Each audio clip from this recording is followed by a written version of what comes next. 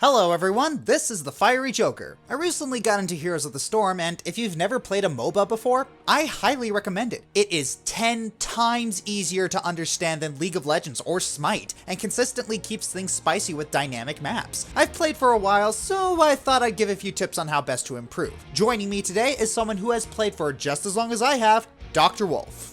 Greetings everyone! I actually never played other mainstream MOBAs like League of Legends or Smite, but Heroes of the Storm had a very easy learning curve, tons of characters that I already knew from past games, and still takes a lot of skill to master. I'm glad to have a game I can pick up for 20 minutes at a time, especially when there's a friend to play with. So we figured it might be fun to talk about what we've learned thus far. Keep in mind that these are just tips garnered from our experiences playing the game and are merely guidelines. They are by no means perfect rules, but we are going to treat them as such. With all that said, let's get started. Part 1. Objectives are paramount. This is the biggest thing that separates a noob from an adept player. When an objective appears, drop whatever you are doing. Stop farming, stop getting camps, go and secure it. While I wouldn't go that strictly, you understand the sentiment behind it. Those who control the objectives have a much bigger advantage than the other team, far more so than ignoring the objective in favor of 10 or 15 minions. Except for the Lost Vikings. The only excuse you might have for ignoring the objective is if you are the Lost Vikings, and even then, that's pushing it. Everyone needs to be at these objectives, otherwise you're likely going to lose the entire game. So drop whatever you are doing and grab the objective. A word of caution. By all means go to the objective, but make sure you arrive as a team. It's good if you get to the objective first, but you don't do your teammates any good when you're all by yourself because it leaves the other team a great opportunity to swoop in and destroy you, which leaves them with 5 heroes and you with only 4, thus setting your team up for failure in securing the objective. We speak from experience. Now, sometimes losing the first objective is negligible and not worth risking death in a fight you have a poor chance of securing. A lot of times on certain maps, the most you can do with an objective is just take down the wall of one lane. You'll only get a fort if you're lucky. The next kinds of maps are okay if you lose the first objective, as long as you don't die. If you can keep holding on to the collectibles throughout the enemy's barrage, you can easily recover.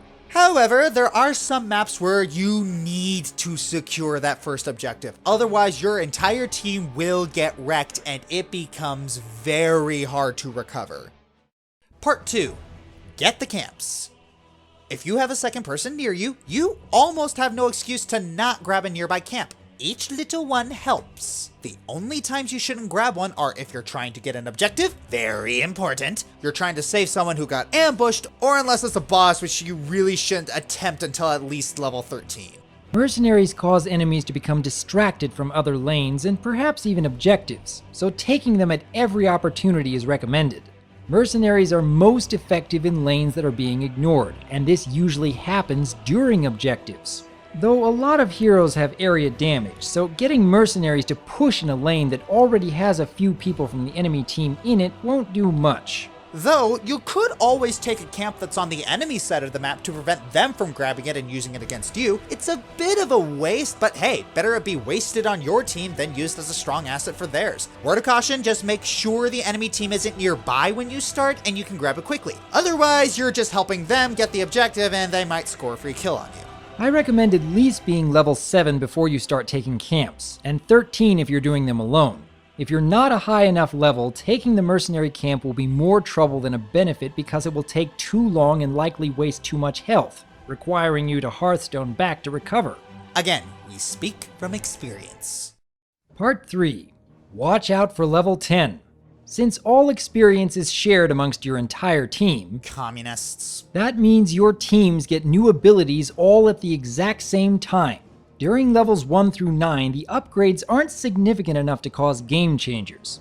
Level 10, however, unlocks your heroic abilities, which turns the game on its proverbial head. We cannot stress how important it is to be careful around this time. The team that gets to level 10 first has a huge advantage over the other team. If you get to it first and you're well ahead in experience, it would behoove you to initiate an engagement. You will likely win as long as you don't engage on stupid grounds like under tower or fort, or the other team is close to level 10. However, if you don't get to level 10 first, just play defensively and passively until you're back on a level playing field.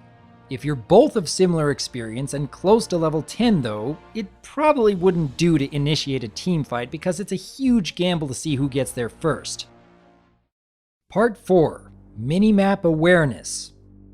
The maps in Heroes of the Storm are very small and you have a mount, making it much easier than other MOBAs to group up. Also, unlike League of Legends, there is no pinging option for saying enemies are missing, so there is much more responsibility on you to constantly check the minimap. It's a common mistake that people become relieved and complacent when the enemy is not in their lane. If an enemy should be there, but is not there, that's a pretty big cue to check the boss and merc camps, or on some maps objectives. Can you tell that's important? If someone is alone in a lane, they have a very high chance of getting singled out and ganked. Check the minimap to see who might be in danger of getting ambushed. Specialist classes like Sylvanas and Sergeant Hammer will wreck your bases if they are ignored, and if they have mercs with them, well then you'll get doubly wrecked. Watch the minimap and don't leave them alone. Part 5. Positioning. Where you are in relation to your allies and enemies is very important in any MOBA, but in a very different way for Heroes of the Storm. HOTS, or HOTS, actually has walls and gates in addition to their towers. A clever user of a hero like, say, Nazeebo can utilize the fact there are very small windows to enter and exit an area. Other champions like Diablo can use their immense size and abilities to pin the enemy in a corner and use it to their advantage. Heroes are fairly large in comparison to other MOBAs and have to walk around someone to get past them. And also, these maps are pretty cramped. If you coordinate your team, you can very well create a wall with your bodies preventing their escape. Positioning yourself well can also help you secure objectives. For instance, in the Dragonshire, if you stand close to the edge towards the enemy's side while still staying in the objective, you have a significant advantage. If the other player wants to contest you, he has to walk around you, and by then you're probably already dealing damage to him, giving you a better advantage that will likely force the other person to retreat. Part 6. Teamwork. Just saying teamwork isn't good enough to help you, but there's some good ways you can get started. For one, get into a Skype or curse call. You will have a significant advantage the more you communicate with your team. That's another thing we want to emphasize. Communication. Pinging is a quick way to let your team know about a situation that's faster than typing it out. Learn the hotkeys, set up some of your own, they will save you and your team. Just recommending retreat can be the difference between regroup and comeback or overextending and feeding. Because the maps are incredibly small and you have mounts, moving out of lane temporarily to help another could very well give your team a huge advantage. If your teammate is pushed, it might be a good idea to circle around and assist them. You might be sacrificing a few minions, but securing a kill is more than worth the risk. That is, unless you're going up against, wait for it, the Lost Vikings. Listen, I'm trying to say that if we stick together, there's no obstacle. Oh no, back up! As going out of lane for just one Viking kill isn't worth nearly as much. Another tip is use your abilities wisely. Multiple characters have stun moves, so make sure you use them sequentially rather than stacking them. The temptation to unload all of your abilities on the enemy team is strong, so it will require a bit of practice to resist the trigger finger. Part 7. Builds and Talents. Some character classes can actually fill different roles depending on the talents you chose and how you use them. For example, support classes such as Uther and Karazim can excel at keeping other heroes alive, but don't have to focus on just that one playing style. With more talents dedicated towards blocking incoming fire and an increase on healing received, Uther can become a semi-effective tank who has some pretty good crowd control, especially through his ultimate ability, Divine Storm! Which can be an excellent way to initiate a team fight, whereas Karazim, with more emphasis on his martial arts abilities, can become a semi-effective assassin that can still throw out healing spells on his teammates. Changing up your build can occasionally surprise an enemy when they expect, say, Malfurion to focus on keeping his team alive with tranquility, and instead silences every enemy hero while throwing out another Moonfire spell every second that inflicts nearly 500 damage on multiple targets. I know there's a lot of temptation to stick with the very first build that works for you, but it really pays off when you take the time to learn what other role a hero can serve on the battlefield. The point we're trying to make is pick your talents to serve the needs of the team. Take Lieutenant Morales for example. Having that evac is definitely enticing as it can get you in and out of battle very quickly, but that movement and attack speed stem would really help an Illidan or Butcher wreck the enemy. If you're playing Uther and one of your team members are getting focused, pick Divine Shield instead of Divine Storm. If you're playing Kael'thas or Jaina and the enemy team likes to spread out, pick your single target ults instead of your area of effect ults. Part 8. Ultimate abilities. Like we mentioned earlier, the game can change quite a bit once a team hits level 10. An excellent time for seeking out a team fight if you manage to hit that mark first, or a rather stressful moment where you need to exercise caution whenever the enemy crosses that line before you do. But considering just how rare it is for any game not to have both teams gain access to their ultimate abilities, it's very important to understand just when to use them. Most every ult has a very long cooldown compared to your basic skills, and the urge to hit R the first moment a teamfight comes along is very tempting.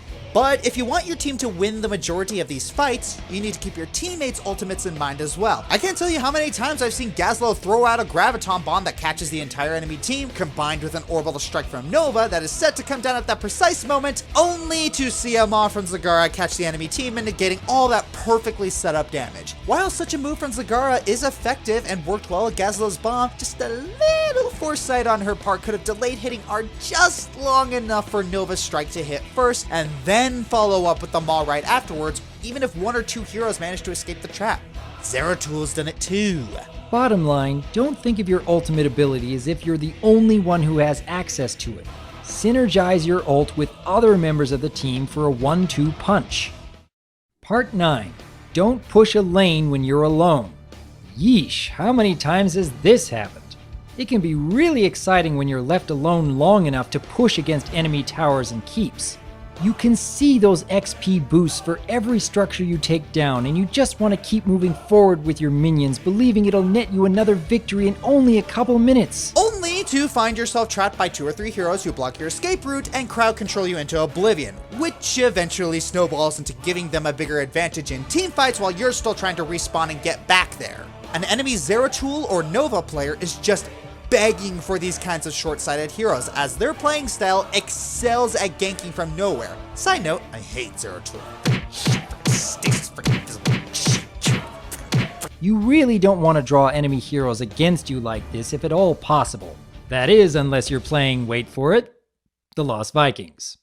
Don't mess with the Vikings! That's right! You really don't want to push a lane on your own unless you can see every enemy hero on the minimap and they're far away from you. Once you start noticing a few of them missing, that's your cue to start pulling back to a safer area. Minimap awareness is a lot more critical than people realize. This is something that can snowball in the late game, because late game respawn is almost a minute. Getting killed can really hurt your team. As a side note, that means when you are in late game, you should probably stay as a group of 5, which leads into Part 10. Team fighting.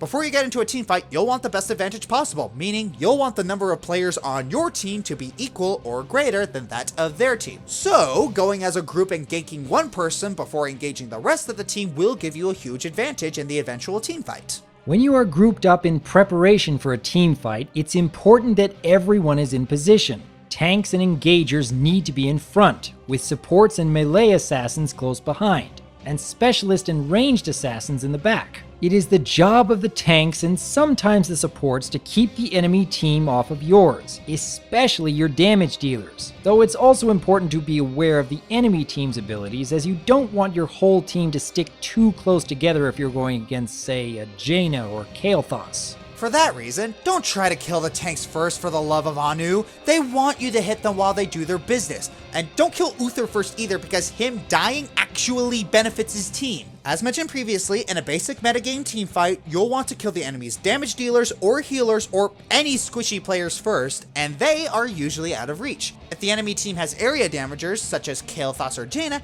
it would behoove you to spread out.